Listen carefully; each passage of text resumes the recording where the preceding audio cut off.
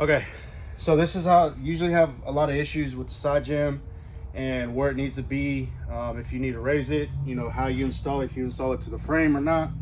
So this is how to install it. So these are what's going to come on your end caps. I mean on your tracks. These are the end caps, and these are what you remove in order to get the panels inside of the frame, inside of your tracks. So once you're done putting the panels inside of the tracks, you put your end caps back on, you put your lower,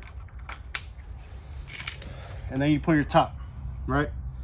So the correct way to put this is you have this here. This is a compression bar, right? This moves up and down. This stays exactly how it looks.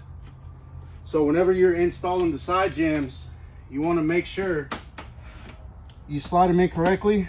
And the way you install the side jam, you make sure your end cap, this lip that sticks out, you want to make sure it's inside of the side jam.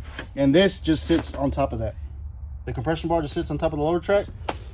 And then again with the top, you have your end cap, and you want to make sure this lip out here is interior.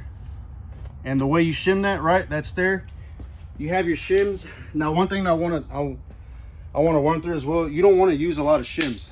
So the more you can add wood, whether if it's sheathing, plywood, 2x4s, one thing you want to eliminate is gapping, right? You don't want to have a big stack of shims like this. So I'm going to use this as an example of how to eliminate your shim stacks. So basically, whenever you're installing your frame, and you can do this on the top or all along the frame, you place a piece of wood here.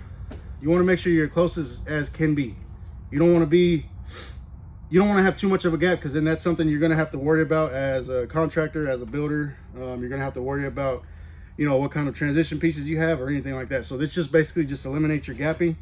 And again, the way I do it is I start from the top, and you want to make sure, give me 1 second, right?